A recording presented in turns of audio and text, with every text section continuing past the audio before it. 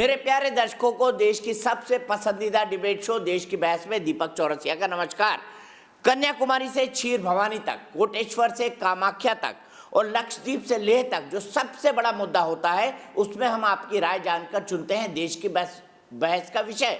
बहस की दशा और दिशा भी आपके माध्यम से ही तय होती है।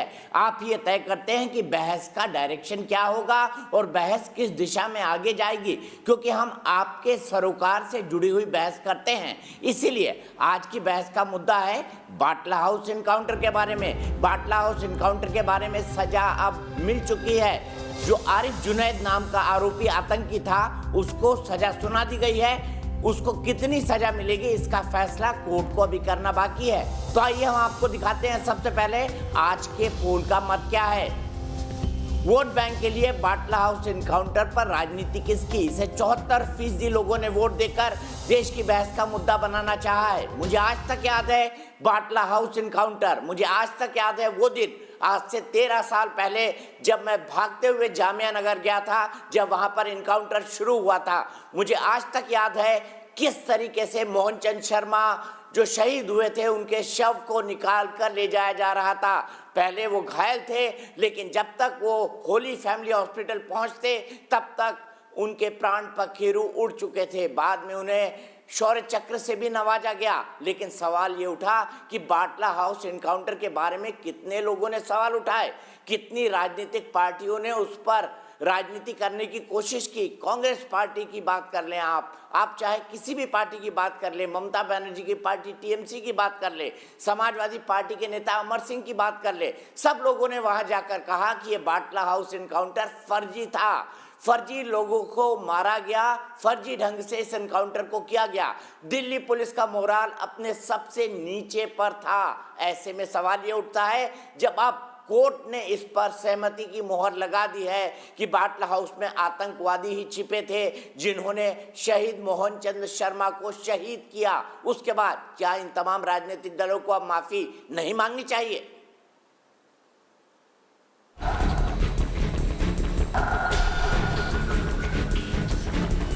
ममता जी, आपका क्या कहना है कि मैं पॉलिटिक्स छोड़ दूंगी? 19 सितंबर 2008 के बाटला हाउस एनकाउंटर को फर्जी बताने वालों पर माफी मांगने के लिए अब बीजेपी ने जमकर प्रहार किया है। सुप्रीम कोर्ट के अहम फैसले में आरोपी आरिफ खान उर्फ जुनैद को दोषी करार दिया गया है। केंद्रीय मंत्री और बीजेपी के वरिष्ठ नेता रविशंकर प्रसाद ने विपक्ष का एनकाउंटर करते हुए कहा है कि वोट बैंक की राजनीति के लिए विपक्षी ने इसे जानबूझकर फर्जी एनकाउंटर बताया था। क्या मतलब है इसका? क्या वोट के लिए आतंकवाद के खिलाफ लड़ाई को इस तरह से कमजोर किया जाएगा? और ये सब वोट बैंक पॉलिटिक्स के लिए हो रहा था। 13 सितंबर 2008 को दिल्ली में सीरियल ब्लास्ट हुए थे, जिसमें 39 लोगों की जान गई थी, जबकि 159 लोग जख्मी हुए थे। ठीक 6 दिन बाद बाटला हाउस में पुलिस के जांबाजों ने एनकाउंटर में 2 आतंकी ढेर कर दिए, जबकि इंस्पेक्टर मोहन चंद शर्मा को शहादत देनी पड़ी। लेकिन तब ममता बनर्जी और दिग्विजय समेत कई नेताओं ने अपनी राजनीति चमकाने का खेल खेला। हमने सोनिया गांधी जी से बात करी। सोनिया गांधी जी को उस हादसे की हमने तस्वीरें दिखाई तो उनके आंसू फूट पड़े। दहशतगर्दी में एनकाउंटर होता है तो यहाँ गोली लगना नामुमकिन। अब बीजेपी ने फर्जी एनकाउंटर बताने वालों को पुराने वादे याद दिला दिए हैं। ममता बनर्जी जी 2013 में शाहजादे को जो एक्यूज थे उनको आजीवन कारावास हुआ। आरिफ खान जुनैद को सजा हो गई। ममता जी, आपका क्या कहना है? क्योंकि आपने पब्लिक स्टेटमेंट में दिखा रहा हूं कि मैं पॉलिटिक्स छोड़ दूंगी, जबकि विपक्षी पार्टियां नए सिरे से अपनी सफाई दे रही हैं। 13 साल के बाद उन मुद्दों को उठा रहे हैं, चूंकि 5 प्रांतों के अंदर इलेक्शन हो। आज तो आप चुनाव लड़िए कि आपने जब से सत्ता में आए हैं देश के लिए क्या काम किया है। ममता बनर्जी 2008 में जो बात कही थी वो बिल्कुल सही बात कही थी कि ये फेक इनकाउंटर है। देश की बहस में चर्चा है कि कोर्ट के फैसले से साफ हो गया है कि इंडियन मुजाहिदीन के आतंकियों को उनके अंजाम तक पहुंचाने के लिए एनकाउंटर बिल्कुल सही था। लेकिन सवाल उन नेताओं से है जिन्होंने एनकाउंटर की आड़ में कहीं न कहीं वोट बैंक की राजनीति के लिए एनकाउंटर को फर्जी बता पुलिस की जामाजी तक को झूठा बताया। सवाल ये भी है कि वोट के लिए क्या आतंकवाद की लड़ाई को कमजोर किया गया? तो सबसे बड़ा सवाल देश की बहस में आज हमारा होगा। आज देश की बहस में हमारा सवाल क्या होगा? देश की बहस में आज हमारा सवाल इसी से जुड़ा हुआ है, क्या फेक इनकाउंटर कहने वाले राजनीतिक दलों को माफी मांगनी चाहिए? बाढ़ से आ गई थी फेक इनकाउंटर कहने वालों की, इसीलिए आज का हमारा सवाल है, क्या फेक इनकाउंटर कहने वाले राजनीतिक दलों के लिए माफी मांगनी चाहिए? आप हाँ या नहीं में अपना जवाब दे सकते हैं। आप अपना जवाब हाँ या नहीं में हमारे वेबसाइट पर दे सकते हैं, आप हमारे मोबाइल ऐप का इस्तेमाल कर सकते हैं, आप हमारे फेसबुक पेज पर जा सकते हैं और आप हमारे ट्विटर हैंडल पर भी जा सकते हैं। देश की बहस में आपकी क्या राय है, हमारे दर्शकों की क्या राय है, ये शो के अंत में हम आपको हमेशा से दिखाते हैं। सबसे पहले इंट्रोड्यूस कर देता हूं कौन कौन से खास मेहमान हमारे साथ हैं। डॉक्टर सुधांशु त्रिवेदी, राज्यसभा के मेंबर भारतीय जनता पार्टी के और वरिष्ठ प्रवक्ता मेरे साथ जुड़ गए हैं। मेरे साथ वेद भूषण साहब जुड़ गए हैं, पूर्व एसीपी हैं दिल्ली पुलिस की, और दिल्ली पुलिस की साख पर कई सारे सवाल खड़े करने की कोशिश उस वक्त की गई थी। अभय दुबे जी कांग्रेस के राष्ट्रीय प्रवक्ता मेरे साथ जुड़ गए हैं, साथ ही साथ तौसीफ रहमान नेता टीएमसी के मेरे साथ जुड़ेंगे। अभय जी, सबसे पहले तो माफी से शुरुआत करनी चाहिए, क्योंकि आपकी पार्टी ने ही सबसे पहले कहा था, दिग्विजय सिंह जी जो आपके ही राज्य से आते हैं, कि एक फेक इनकाउंटर है। हाँ, मेरी सरकार ने सबसे पहले, चिदम्बरम जी ने कहा था कि पुख्ता प्रमाण है, ये कोई फेक एनकाउंटर नहीं है। उसके बाद 22 फरवरी 2009 दिग्विजय सिंह जी को भूल गए आप? देश के प्रधान, सुनिए ना, मैंने आपके दिग्विजय सिंह जी को भूल गए आप? मुझे कहने, सलमान खुर्शीद जी के आंसुओं को भूल गए आप? कहिए, चलिए। मिसेस गांधी के आंसुओं को भूल गए आप बोल लीजिए, फिर मैं जवाब दूंगा। पहले आप कह लीजिए पूरा। मैं चाहता हूं कि अनइंटरप्टेड 10 सेकंड दे दीजिए बस। देखिए, करनाल सिंह जो दिल्ली पुलिस के उस समय दिल्ली पुलिस के संयुक्त आयुक्त थे, उन्होंने किताब लिखी, उसमें कहा कि 22 फरवरी 2009 को पुलिस मुख्यालय में सार्वजनिक रूप से देश के प्रधानमंत्री मनमोहन सिंह जी ने भूरी भूरी प्रशंसा की कि आपने जिस प्रकार भारतवर्ष का मान बढ़ाया है और आतंकियों को मार गिराया, इसके लिए आप बधाई के पात्र हैं। और ये पहला फैसला नहीं है। 30 जुलाई 2013 को ही कोर्ट ने कहा कि प्रोसिक्यूशन ने इतने पुख्ता प्रमाण दिए हैं कि शहजाद अहमद को आजन्म कारावास की सजा सुनाई जाती है। और ये रविशंकर प्रसाद जी ने कोई नई एविडेंस नहीं दी है, ये उन्हीं एविडेंसेस के ग्राउंड पर जो बाद में आरोपी पकड़ा है उनको सजा हो रही है। भारतीय जनता पार्टी से दीपक चौरसिया जी, आप देश के मूर्धन्य पत्रकार हैं। न सिर्फ बाटला हाउस, मैं आपको जब से जानता हूं, जब आपने अमेरिका और खाड़ी देश के युद्ध को वहां मौके से कवर किया है, सच आपसे छुपा हुआ नहीं रह सकता। इनसे जरूर पूछिएगा कि हम पर आतंकवादियों का आरोप लगा रहे हैं, वही दिखा रहे हैं आतंकवाद का भूत जिन्होंने छोड़ा अजहर मसूद शहजाद। इनसे पूछिएगा, सैफुल्लाह फारूक को जानते हैं? ये सैफुल्लाह फारूक कौन है? जो वार्ड 33 में कश्मीर में जिसको इन्होंने टिकट दिया, इतना दुर्दार आतंकवादी जो पाकिस्तान में ट्रेनिंग लेकर आया, इनको पता है। 10 साल जेल हुई और उस दशक में उसने कत्लेआम किया जब पंडितों का कत्लेआम कश्मीर में हो रहा था। जेनू शेख को जानते हैं? ये जो बांग्लादेश का घुसपैठिया है, जो माइनॉरिटी सेल का अध्यक्ष था। ये ध्रुव सक्सेना को जानते हैं? जो पाकिस्तान के आतंकवादियों की, पाकिस्तान की सेना की मदद कर रहा था, समानांतर टेलीफोन एक्सचेंज चला रहा था और सेना की खुफिया जानकारी दे रहा था, जो इनके आईटी सेल का अध्यक्ष था। मैं मानता हूं आतंकवाद के साथ कोई समझौता नहीं होना चाहिए। कांग्रेस पार्टी के शीर्षस्थ नेताओं ने आतंकवाद के लिए अपने प्राणों को न्योछावर किया है, हमने दंश झेला है, इसलिए उसके समर्थन करने का पक्ष प्रश्न ही नहीं उठता। चिदम्बरम जी ने सुप्रीम कोर्ट में भी, हाई कोर्ट में भी पर सवाल क्यों उठाया? वेद दुबे जी, इसका भी जवाब दे दीजिए। नहीं, देखिए, अच्छे भाषण देते हैं आप, बहुत अच्छे वक्ता हैं, मैं आपकी तो अपने कॉलेज के दिनों से तारीफ करता हूं, पर ये तो बता दीजिए, बाटला हाउस इनकाउंटर पर सवाल क्यों उठाए थे आपने फिर? देखिए दीपक जी, उस समय भी कांग्रेस पार्टी ने अधिकृत रूप से कहा था कि सरकार का वक्तव्य, चिदम्बरम जी बार बार कहा कि इसकी न्यायिक जांच कराइए। अधिकृत क्या होता है? आपके नेता तो कैंपेन कर रहे थे भाई, आजमगढ़ जा रहे थे। देखिए दीपक जी, अब आज के संदर्भित विषय पर ये चाहते हैं कि बचे, उस चर्चा से जो मुकुल राय, शुभेंदु अधिकारी, सोवन चटर्जी, हेमंत बिस्वा शर्मा, ये शारदा घोटाले के मुख्य आरोपी, इनसे पेट नहीं भरा तो उसके ब्रांड एम्बेसडर मिथुन चक्रवर्ती को लिया है। तो इनकी शरण में जो भी पापी आए वो पुण्यात्मा हो जाती है। ये नहीं चाहते पेट्रोल डीजल पर बात हो, ये नहीं चाहते गैस के बढ़े हुए दाम पर बात हो, बेरोजगारी पर बात हो, इसलिए रोज ऐसे विषय पर प्रेस कॉन्फ्रेंस करते हैं कि चुनाव को हिंदू मुस्लिम में बांट करके ये वोटों का ध्रुवीकरण कर ले। इससे ज्यादा कोई और उद्देश्य नहीं है। कोई भी राजनीतिक दल, मैं इनका भी कहता हूं, कोई भी राजनीतिक दल आतंकवादियों के साथ खड़े नहीं हो सकता। लेकिन एक प्रमाण में देता हूं जो जम्मू कश्मीर में इन्होंने किया है, जिस सैफुल्लाह को टिकट दिया जानते बूझते कि वो पाकिस्तान का ट्रेंड आतंकवादी है, 10 साल की सजा हुई, उसके बावजूद वार्ड 33 से टिकट दिया, ये इनका अपराध है। ठीक है, सीधे सुधांशु जी के पास चलता हूं। सुधांशु जी, माफी नहीं मांगनी चाहिए कांग्रेस पार्टी को? देखिए, अभय दुबे जी ने जो बोला, मैं उन्हीं की बात का समर्थन करते हुए उनकी फितरत बताता हूं। इनकी पार्टी की फितरत नहीं बदलती है, चाहे वो सत्ता में रहे या प्रतिपक्ष में। जो इन्होंने बोला बिल्कुल सही बात है।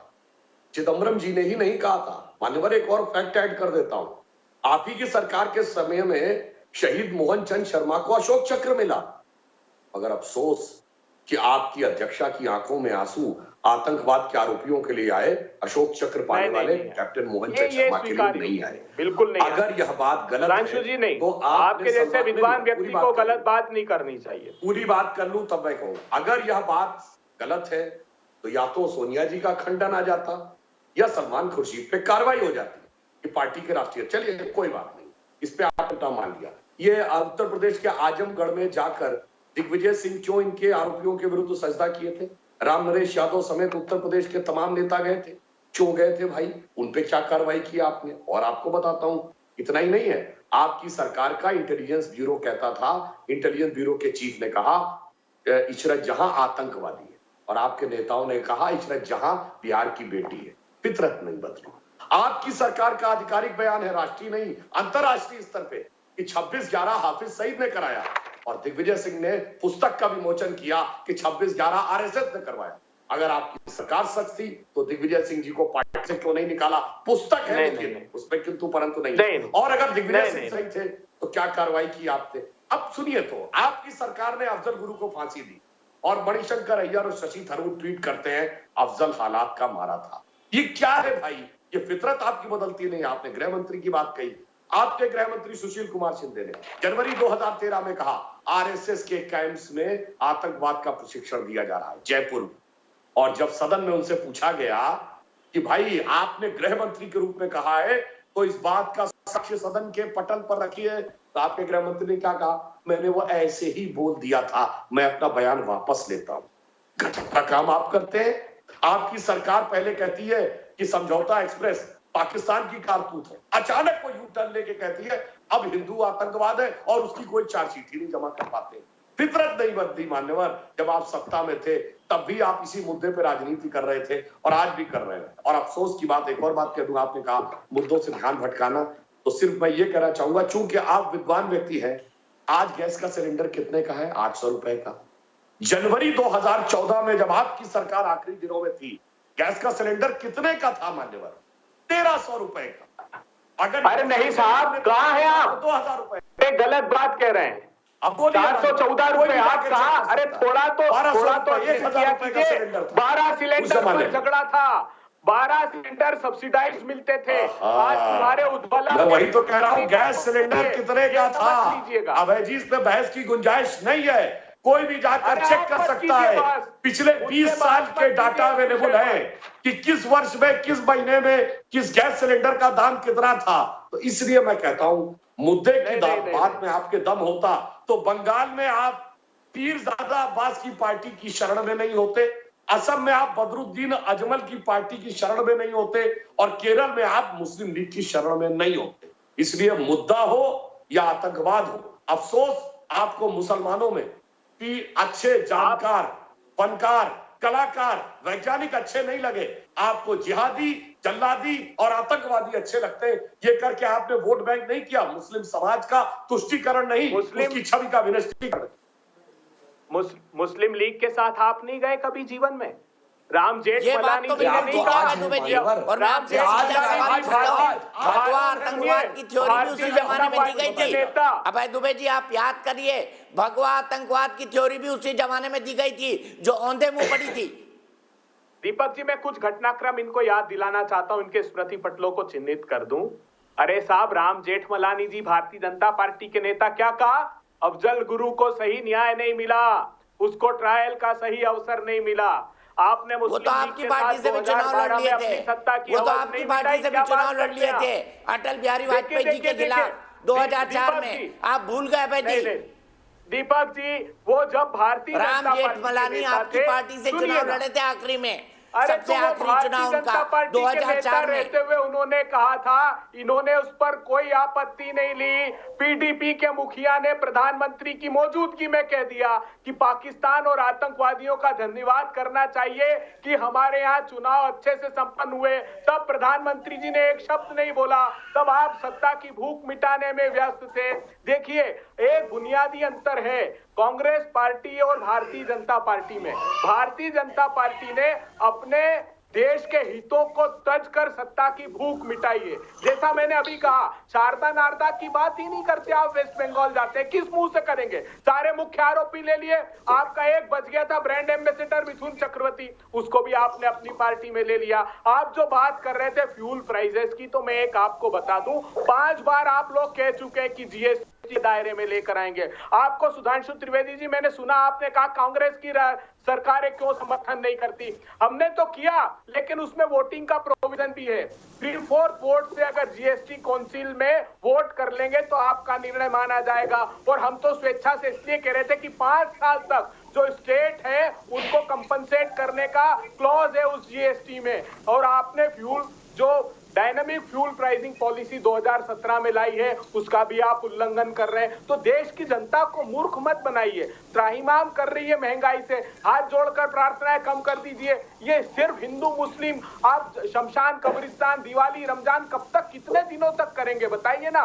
एक के बाद एक कंपनियां हिंदुस्तान की आप बेचते जा रहे हैं, बेरोजगारी से युवा त्राहिमाम कर रहे हैं, उद्योग सारा गर्त में जा रहा है। सिर्फ चुनाव चुनाव चुनाव, 7 साल से सिर्फ यही कर रहे हैं। कुछ जीत खड़ी की है आपने, मैं मानता हूं, लेकिन युवाओं के रोजगार की हार की बुनियाद पर, उद्योगों की गर्त की तरक्की के नाम पर आपने गर्त में डाल दिया, उसके नाम पर जीत खड़ी की। सैनिकों और किसानों की शहादत के नाम पर कुछ जीत खड़ी की है, लेकिन अब आप हारना प्रारंभ हो गए। सुधांशु त्रिवेदी जी, याद रखिएगा, इन 5 चुनाव में आज के ठीक है। अब आपने अपने पॉइंट बोले। तौसीफ खान से एक सवाल लेता हूं, उसके बाद सुधांशु जी के पास जाऊंगा। तौसीफ, मुझे बताइए, क्या आज आपकी पार्टी को माफी नहीं मांगनी चाहिए? क्योंकि मुझे याद है वो दिन जब ममता बनर्जी बाटला हाउस गई थी, मैं वहां पर मौजूद था, अमर सिंह उनके साथ थे, और उन्होंने कहा था ये फर्जी इनकाउंटर है। तौसीफ।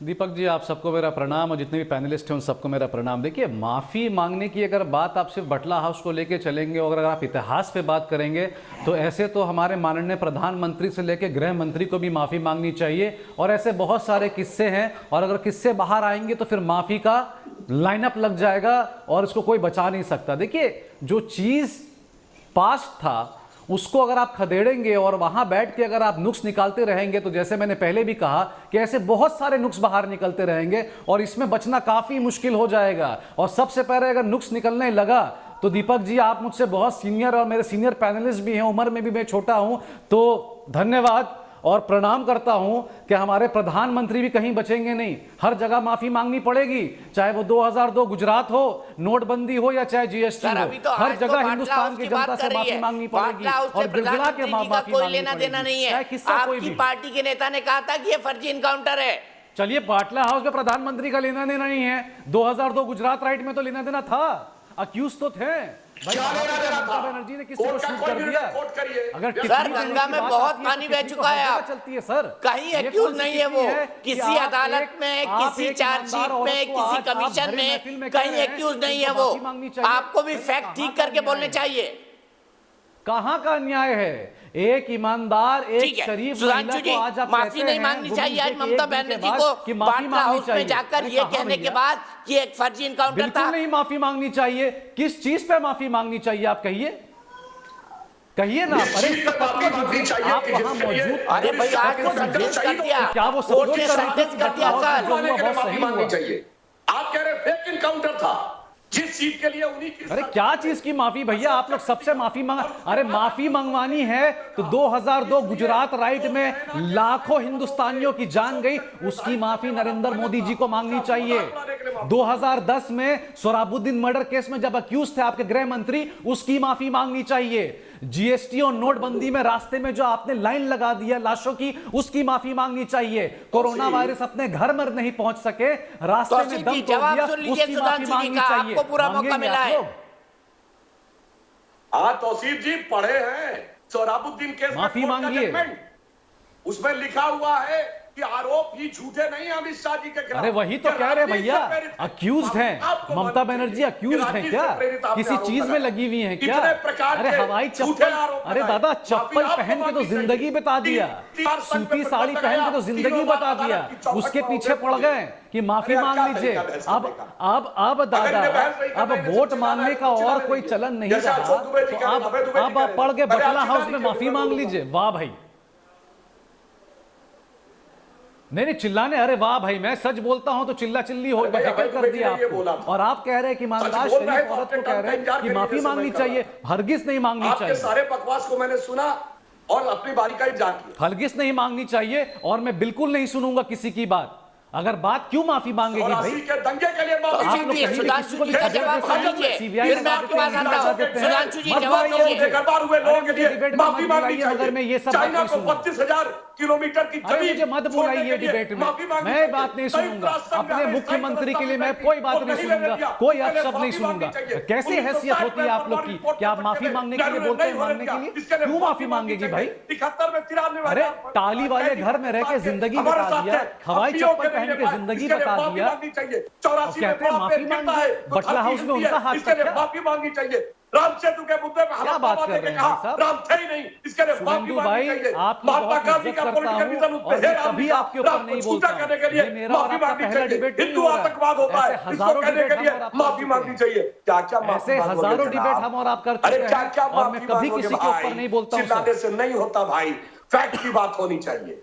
किससे माफी मांगेंगे भाई? जो खुद अक्यूज रह चुका है हर चीजों में, उससे माफी मांगेंगे? अरे किससे माफी मांगेंगे भाई? नाम तो बता दीजिए। हिंदुस्तान से माफी मांगेंगे, उस हिंदुस्तानियों से माफी मांगेंगे जिन्होंने आपको लाइन में खड़ा कर दिया, कतार में खड़ा कर दिया, लाशों का ढेर लगा दिया, हिंदू मुसलमान का कत्ल कर दिया, होली और दिवाली ईद में फर्क ला दिया, उससे माफी कहेंगे?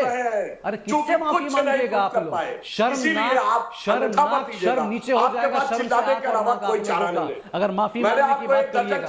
मैं हरगिज अपने डिबेट में चुप नहीं रहूंगा। आपको माफी मांगनी चाहिए, पूरे हिंदुस्तान से माफी मांगनी। कोई चारा नहीं आपके पास। आज आपकी वो स्थिति है ना, पी ना पाए तो ढरका दे। ठीक है, मैं दोनों को रोकूंगा। मेरे एक दर्शक डॉक्टर विवेक परिहार भोपाल से मेरे साथ जुड़ गए हैं। डॉक्टर विवेक परिहार, क्या उन पॉलिटिकल पार्टीज को माफी मांगनी चाहिए जिन्होंने बाटला हाउस एनकाउंटर को फर्जी कहा था?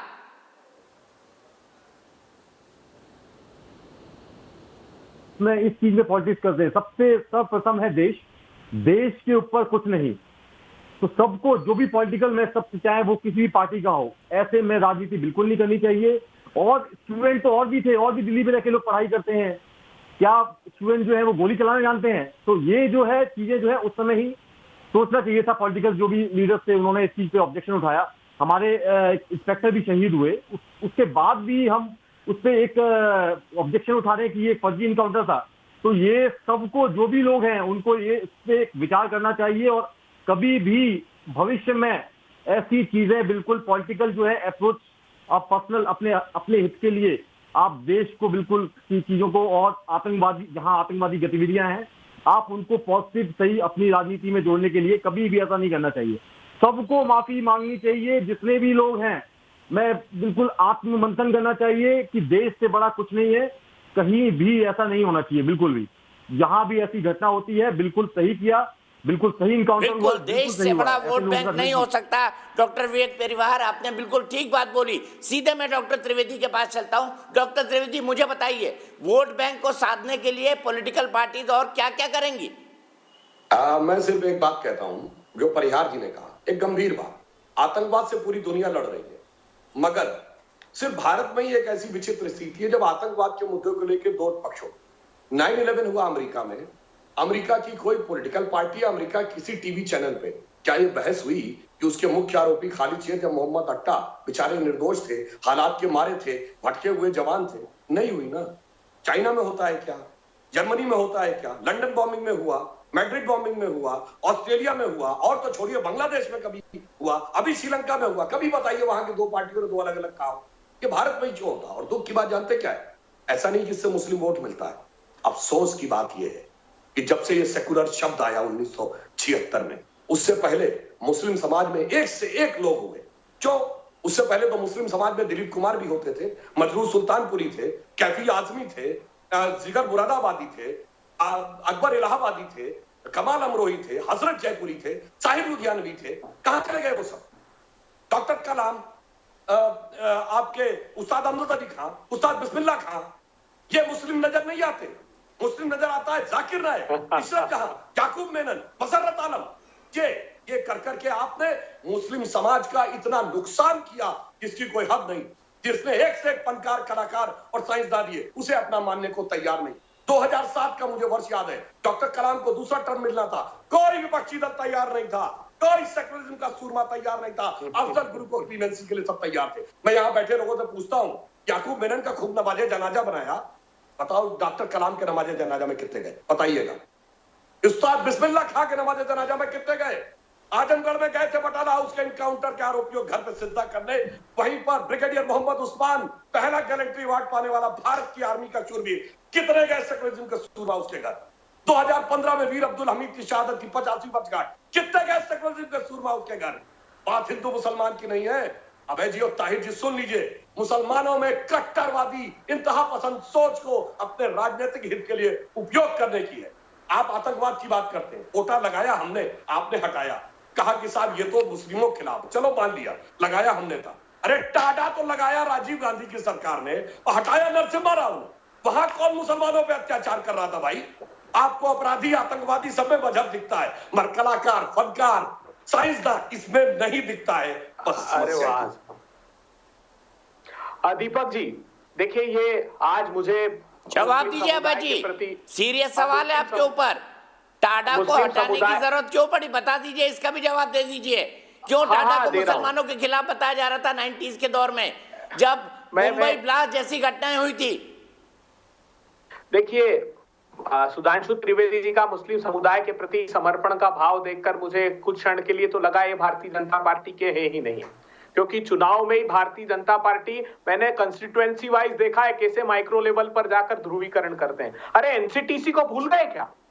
हम लाए थे नेशनल काउंटर टेररिज्म काउंसिल, हमने बात की थी यूएपीए में, और वो तो unlawful prevention of unlawful activity act के सेक्शन 44 का ऑलरेडी प्रोविजन था। क्या कहा सुषमा स्वराज जी ने, क्या कहा भारतीय जनता पार्टी ने कि नहीं साहब, राज्यों के अधिकारों पर अतिक्रमण करना चाहती कांग्रेस पार्टी, इसलिए आतंकवाद के खिलाफ ये कानून ला रही है। अच्छा याद दिलाया मसर्रत आलम का, वो भूल गए प्रिवेंटिव डिटेंशन का order superintendent of police Kashmir का। उसने कहा था कि इस मसर्रत आलम को मत छोड़िए, मैं प्रिवेंटिव डिटेंशन ऑर्डर देता हूं, नहीं तो पूरा तहस नहस कर देगा शांति को कश्मीर की। आप नहीं माने, तब तो कोई सरकार नहीं थी। गृह मंत्रालय से, मोदी सरकार के गृह मंत्रालय ने साफ इनकार कर दिया, मसर्रत आलम को छोड़ दिया। आप जानते हैं उसके बाद क्या हालात हुए जम्मू कश्मीर के। आपने बहुत अच्छा जाकिर नायक का जिक्र किया। अरे आप जब उसकी मेहमान नवाजी करें 2003 में, जम्मू कश्मीर में शासकीय अतिथि बना दे अटल जी की सरकार में, तब तो जाकिर नायक महान हो गए आपके लिए। और बाद में आप सिर्फ ध्रुवीकरण के आरोप लगाने के लिए कांग्रेस पार्टी को बदनाम करते। देखिए निकल, ठीक है, अब जवाब ले लेते हैं सुधांशु जी, जवाब देश को। देखिए, मसर्रत आलम को लेके जो इनका झूठ है वो मैं बता देता हूं। मसर्रत आलम को छोड़ने का आदेश इनकी सरकार में हमारे आने से पहले हो चुका था। उस दरमियान नहीं झूठ, बिल्कुल झूठ। 2015 का है, 2015 का आदेश, अरे मैं आप बोल रहे थे, बिल्कुल गलत बात। बिल्कुल नहीं सहूंगा। मेरा सेंटेंस पूरा होने दीजिए, प्रिवेंटिव उसके बाद डिटेंशन आप ऑर्डर बोलेंगे। सुप्रीडेंट ऑफ मसरत आलम कितनी देर जेल के बाहर रहा था? 2050 2015 का है, आप समझिए। और वहां पर कोई सरकार भी नहीं थी उस समय, क्योंकि वहाँ गवर्नर का रूल था। मैं ऑर्डर की कॉपी दे सकता हूँ एसपी का। झूठ बोलना मत कीजिए, इस बात को बिल्कुल बर्दाश्त नहीं किया जाएगा। मसरत आलम को आपने छोड़ा, पूरा देश जानता है। दीपक चौरसिया जी गूगल कर लीजिएगा, आपके सामने आ जाएगा। आप भी आ गए कहोगे तो मैं चिट्ठी भी भेज दूंगा। कांग्रेस के सारे प्रवक्ता हैं, अपनी बारी का इंतजार किए बगैर लगातार बोलना। मैंने शांति से नहीं लगातार क्या, आप गलत तत्य तो मत रखिए। अच्छा चलिए एक और बात बोल देता हूं। आतंकवाद के प्रति आपकी लड़ाई कितनी गंभीर है कि श्रीनगर के लाल चौक पे 1989 से 1999 तक 10 साल 26 जनवरी 15 अगस्त में झंडा नहीं फहराया जा सका। 26 जनवरी 99, 26 जनवरी 89 के बाद 10 साल का पहला मौका था जब हमारी सरकार आ गई, तब झंडा फहराया गया। आतंकवाद की अगर ईमानदारी की बात कहूं, पंजाब का आतंकवाद, कश्मीर का आतंकवाद, एलटीटी का आतंकवाद, नॉर्थ ईस्ट का आतंकवाद, सब 80 के दशक में थे। 1980 से 90 के बीच में किसकी सरकार थी? 2/3 बहुमत की इंदिरा गांधी, और 90 के दशक में 80% बहुमत की राजीव गांधी की सरकार, और उसमें सब आतंकवाद उभरता चला गया। और जैसे ही हम सरकार से हटे 2004 में, अरे कौन सा ऐसा शहर का धमाके नहीं हुए? दिल्ली में धमाके, मुंबई में धमाके, जयपुर में धमाके, नागपुर में धमाके, गुवाहाटी में धमाके, हैदराबाद में धमाके, बेंगलोर में धमाके, लखनऊ में धमाके, बनारस में धमाके, चलती ट्रेन में धमाके, चलती बस में धमाके, जगह जगह पार्कों में लिखा रहता था इसको छूना नहीं, कुछ हो जाएगा। क्यों? आतंकवादियों को पता था पुलिस हमें गिरफ्तार करेगी, मगर हमें सपोर्ट करने वाली एक आतंकवादियों को आइडियोलॉजिकल सपोर्ट देने वाली जमात खड़ी है। आज क्यों वो बंद हो गया 7 साल में? क्योंकि उसे समझ में आ गया आज की सरकार में कोई बचाने वाला रहनुमा नहीं है, किसी की आंखों में आंसू आने वाले नहीं है। यहां जो पड़ेगा वो डंडा ही पड़ेगा, किसी को मखमली हाथ नहीं मिलेगा। अक्षरधाम भूल गए? अक्षरधाम में धमाके किसके समय हुए थे? पार्लियामेंट में हमला किसके समय हुआ था? पठानकोट में हमला किसके समय हुआ? उरी में हुआ, हंदवाड़ा में हुआ। जानते हैं आप रिपोर्ट देख लीजिए, 5000 बम धमाके हुए हैं। आप रिपोर्ट तो पढ़िए, आपके समय की परिस्थिति क्या है। और बात जो आपने बड़ी माकूल की है, ये कब बताइए, कब पंडितों का कत्लेआम हुआ जम्मू कश्मीर में? कौन सी सरकार थी उस समय? अरे आप थे विश्वनाथ प्रताप सिंह जी के साथ केंद्र की सरकार में, और जगमोहन थे गवर्नर वहां। आपके समय 1 जनवरी 1990 से चालू हुआ कश्मीरों का कत्लेआम जम्मू कश्मीर में, उसके जिम्मेदार आप हो। आप बच नहीं सकते। मैं तो आग्रह करता हूं कि इन मुद्दों की अपेक्षा जो देश के आज प्रासंगिक मुद्दे हैं उस पर कम से कम बात कीजिए। प्रधानमंत्री जी, आप एक बार तो शारदा स्कैम का नाम मुंह से ले लीजिए। नहीं, पर इन मुद्दों पर बात क्यों ना हो अभय दुबे जी? अभय दुबे जी, इन मुद्दों पर बात क्यों ना हो? अभय जी, इन मुद्दों पर बात क्यों ना हो? शारदा एक स्कैम था, बोलिए कहलवाइए।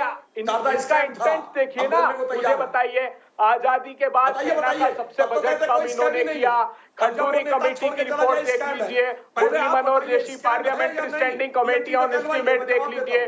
10I प्रिक्योरमेंट तक के पैसे नहीं देते। सेना को धोखा आप दे रहे हैं। सेना के शौर्य का इस्तेमाल राजनीति के लिए आप करते हैं। आजाद भारत के इतिहास का पहला राजनीतिक दल है भारतीय जनता पार्टी, जिसकी शिकायत सेना ने इलेक्शन कमीशन से की कि हमारे शहीदों की तस्वीर विज्ञापन में लगाकर चुनाव लड़ती है भारतीय जनता पार्टी। इससे ज्यादा शर्मनाक कुछ हो सकता है? सुधांशु त्रिवेदी जी, आप देश के बुनियादी मुद्दों पर बात कीजिए। सड़क छाप गुंडा, अरे आपने किया, हमने नहीं की।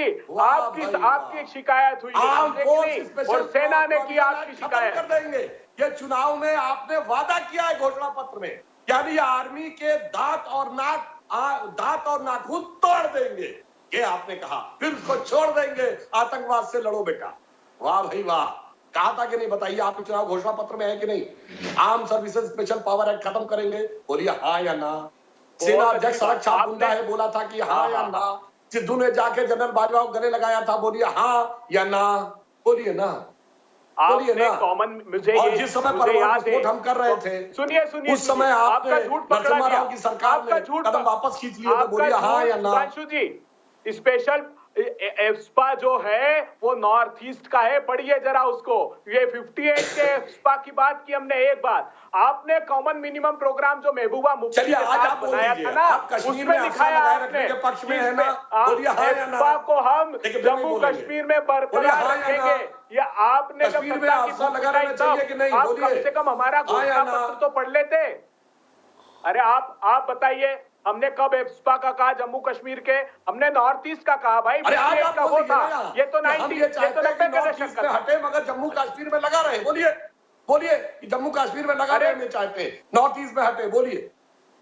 अरे भाई, हमने अपने घोषणा पत्र में नहीं कहा, आपने कहा कॉमन मिनिमम प्रोग्राम में कि बरकरार रहेगा। आपने कहा बरकरार रहे, आप हटा लेंगे, रिव्यू करेंगे उसको, एफ्स्पा को आपने कहा। आपने महबूबा मुफ्ती से वादा किया था कि 370 को बरकरार रखेंगे, हमने नहीं किया था। अरे यार, अब तो हमने खत्म कर दिया, आप कौन सी बात कर रहे हैं?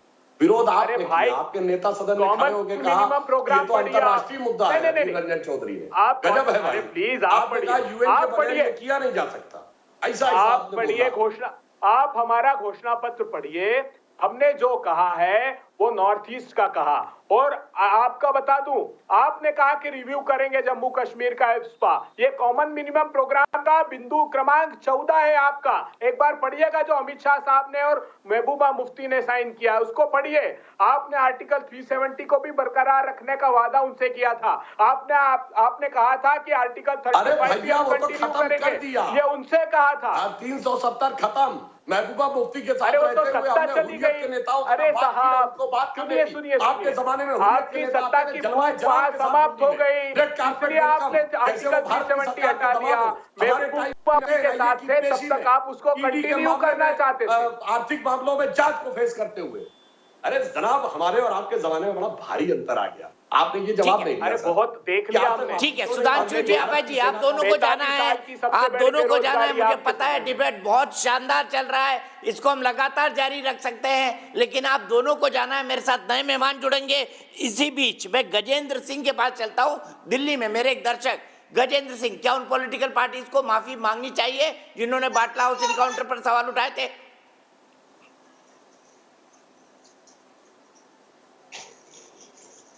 दीपक जी, मैं इसमें शुरुआत से ही कहता आया हूं, हालांकि इसमें 100% पॉलिटिकल पार्टीज को जनता से सामने आके माफी मांगनी चाहिए, क्योंकि उस समय भी दिल्ली में विधानसभा चुनाव की तैयारियां चल रही थी जिस समय की ये घटना है। और उस समय पे ना कि ममता बनर्जी ने दिल्ली की जो जनता है उनकी भावनाओं का ख्याल रखा, बल्कि उनके खिलाफ आके और बल्कि गवर्नमेंट एजेंसीज के ऊपर सवाल उठाया।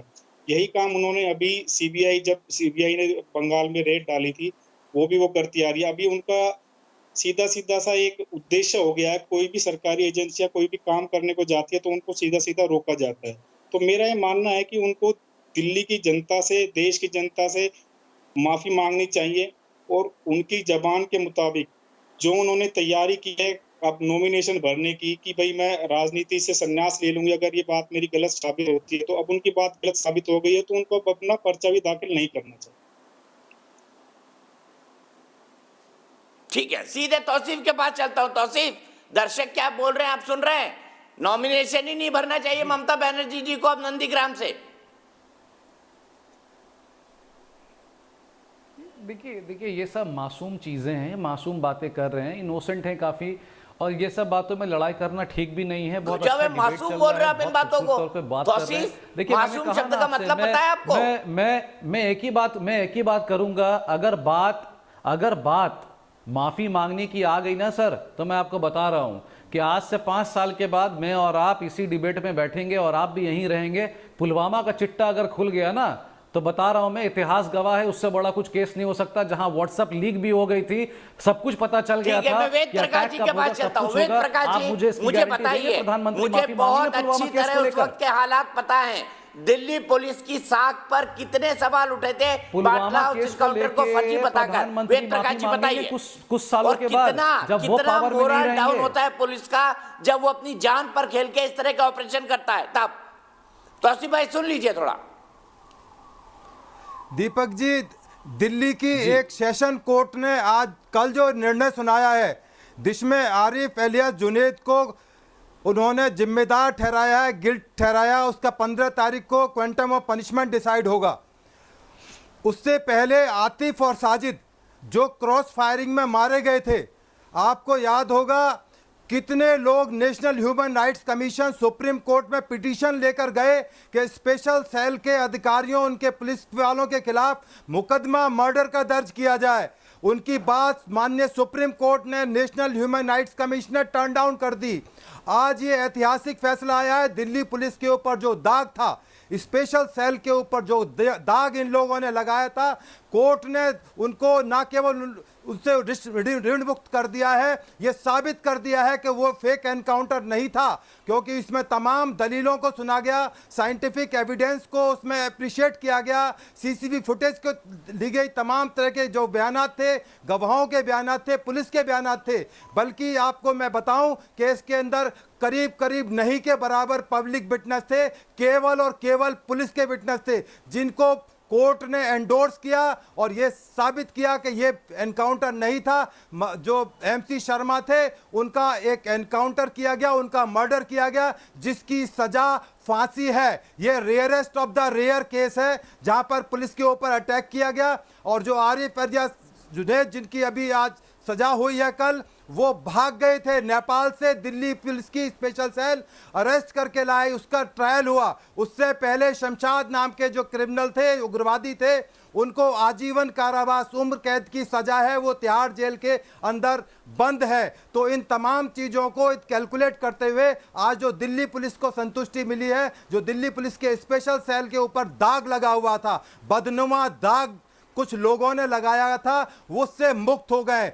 मोहन चंद शर्मा के परिवार, उनके माता पिता, उनके बच्चे, उनकी पत्नी, शायद उनके जो दिल पर जो जख्म थे शायद कुछ हल्के हुए होंगे। ये ना केवल मोहन चंद शर्मा और हेड कांस्टेबल बलवंत सिंह की अटेम्प्ट टू मर्डर के लिए जिम्मेदार हैं, बल्कि 39 बेगुनाह लोगों की मौत के जिम्मेदार हैं और 165 आदमी उसमें इंजर्ड हुए। दिल्ली के रहने वाले सीरियल ब्लास्ट केस के लिए ये बहुत बड़ा एक, ये तमाम उन चीज़ों के लिए जिम्मेदार हैं। राजनीतिक लोग कितना भी अपने आप को पाक साफ करना चाहें, परंतु दिल्ली पुलिस आज बिल्कुल बेदाग हो गई है, इन सब चीज़ों से मुक्त हो गई है और दिल्ली पुलिस एक प्रोफेशनल फोर्स है, साबित कर दिया है और जल्दी ही इसके अच्छे परिणाम आपको सामने मिलेंगे। दिल्ली पुलिस अपना बेहतरीन काम करके दिखाएगी। बिल्कुल ठीक, बिल्कुल ठीक। राधिका खेड़ा जी, आपको याद होगा सलमान खुर्शीद का वो बयान कि बाटला हाउस एनकाउंटर के बाद सोनिया गांधी जी की आंखों से आंसू निकल गए थे। आज आपको नहीं लगता आपकी पार्टी को माफी मांगनी चाहिए, जब अदालत आरिफ जुनैद को दोषी करार दे चुकी है, बाकी लोग ऑलरेडी कन्विक्टेड हैं? आपको शायद याद होगा उस समय के गृह मंत्री पी चिदम्बरम जी ने साफ तौर से कहा था कि ये आतंकवादी है।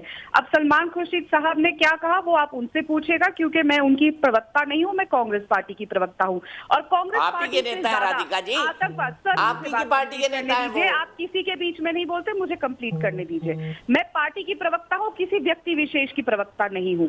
दूसरी बात, जब बात आती है कि कांग्रेस पार्टी और आतंकवाद की बात करते हैं, तो कांग्रेस पार्टी से ज्यादा आतंकवाद को किसने देखा है और किसने झेला है? और आप सोनिया जी की बात कर रहे हैं, जिन्होंने अपनी पूरे परिवार को, आधे से ज्यादा हिस्से परिवार को, अपने पति तक को, अपनी सासू माँ तक को उन्होंने आतंकवाद के हाथों खोया है। और कांग्रेस पार्टी सबसे ज्यादा आतंकवाद, हमने 2 प्रधानमंत्री पूर्व खोए और आज तक हम झेल रहे हैं। आपको छत्तीसगढ़ तो बहुत ज्यादा पुराना किस्सा भी नहीं है जो हमने देखा क्या हुआ। तो आतंकवादी के लिए कोई, क्या हमारी पार्टी में से कभी आंसू बहा सकता है? आप भी एक इंसान है, कोई भी इंसान का आतंकवादी के लिए एक आंसू बहा सकता है। तो ये कहना कि सोनिया जी ने आंसू बहाए, तो ये तो मैं तो सलमान खुर्शीद जी का बयान याद दिला रहा हूँ। राधिका खेड़ा जी, मैं वहाँ पर मौजूद था जब सलमान जी ने बयान दिया था। उसके बाद बात भी हुई कि सलमान जी इस बयान को वापस लेंगे, उन्होंने कभी वापस नहीं लिया, क्योंकि 2012 के विधानसभा के चुनाव थे उस वक्त। मैंने आपको हमारे देश के गृह मंत्री, कांग्रेस पार्टी के वरिष्ठ नेता पी चिदम्बरम जी का आपके नेता है सलमान खुर्शीद, या उनको आप कह रही है कि हमारे नेता नहीं है सलमान खुर्शीद? दीपक जी, पी चिदम्बरम साहब कांग्रेस सरकार के गृह मंत्री थे और उन्होंने साफ तौर पे इनको आतंकवादी कहा। और मैं फिर दोहराऊंगी, कांग्रेस से ज्यादा आतंकवाद क्या होता है कोई नहीं पार्टी समझती इस देश में। हमने अपने 2 प्रधानमंत्री और अन्य कार्यकर्ता खोए हैं। ठीक है, तो इस बात को कहना कि कांग्रेस क्या, हम तो कह रहे हैं कि वो आतंकवादी, और पकड़ा ठीक है, किसने? इसी सवाल को लेके मैं गुरु प्रकाश जी के पास चलता हूँ। गुरु प्रकाश जी बताइए, क्या ये एक्सप्लेनेशन लॉजिकल है या कांग्रेस पार्टी को माफी मांगनी चाहिए? नहीं, देखिए कितने सुविधा से, कितने कन्वीनियंस के हिसाब से इन्होंने सलमान खुर्शीद जी के बयान को डिसोन कर दिया। ताज्जुब होता है, पूरे देश के सामने आप ये स्वीकार तक करने को तैयार नहीं है।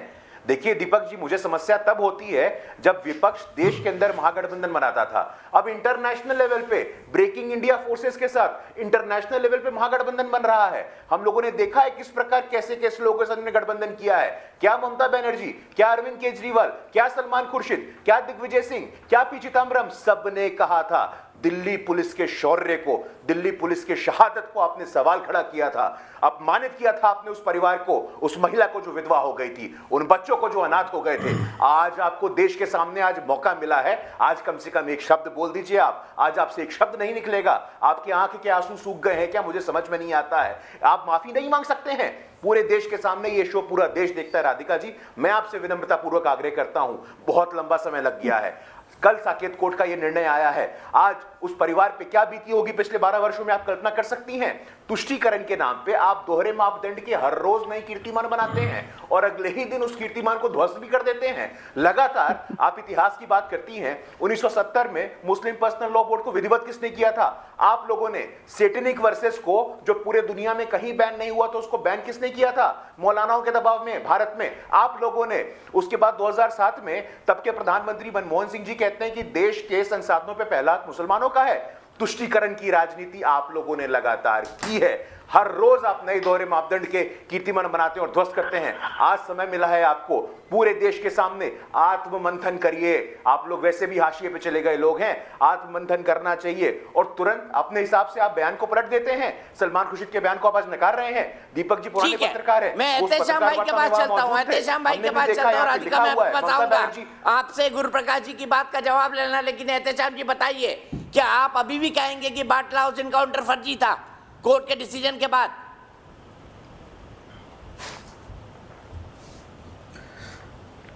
दीपक भाई साहब, देखिए, इनकाउंटर फर्जी था या नहीं था ये अदालत का काम है डिसाइड करना। और आप में अगर थोड़ी सी भी हिम्मत है और थोड़ी सी भी ईमानदारी बाकी है दीपक भाई साहब, तो मुझे 2 मिनट का टाइम दीजिएगा बात करने का। आज जिसको भी सजा हुई है उनको सबूत के आधार पे या जिस भी आधार पे सजा हुई है, ये उनका प्रेरोगेटिव, मैं उनका लॉयर नहीं हूं। मैं इनकाउंटर फर्जी था नहीं था ये डिसाइड करना मेरा काम नहीं है। 122 लोगों को जब बिना किसी जुर्म के 20 साल बाद उनको एक्विट किया गया, उसके बारे में आपके चैनल ने डिबेट क्यों नहीं करी? बताइए आप अपने दिल पे हाथ रख के बोलिए दीपक भाई साहब कि उन 122 लोगों की क्या जिंदगी नहीं थी? जो भी पुलिस ऑफिसर बटला हाउस में शहीद हुए हैं उनके लिए मैं श्रद्धांजलि देता हूं और उनके लिए मैं बिल्कुल, मतलब पूरा हिंदुस्तान उनका कृतज्ञ है। लेकिन जो 122 लोग 20 साल बाद अदालत से बेगुनाह होके छूटे हैं, उनके बारे में आपका क्या ख्याल है? आज हिंदुस्तान में दीपक भाई साहब 8 लाख बच्चे हर साल जो 5 साल से कम की उम्र के में भूख की वजह से दम तोड़ देते हैं, उनके बारे में आप डिबेट करना क्यों नहीं चाहते? आप एक पॉलिटिकल माइलेज गेन करने के लिए, आप पत्रकार की हैसियत से नहीं, आप बीजेपी की प्रवक्ता की हैसियत से यहाँ पे चैनल में बैठते हैं। क्योंकि अगर आप एक सच्चे पत्रकार की हैसियत से चैनल में बैठते तो आप उन 122 लोगों का भी जिक्र करते और 8 लाख आपने मुझे भारतीय जनता पार्टी का मेंबर बनाया। Thank you very much, thank you very much Ehtesham ji, thank you very much. Deepak ji, ठीक है। संगीत रागी जी, एग्री करते हैं इनकी बात से कि हम पॉलिटिकल बैटिंग कर रहे हैं?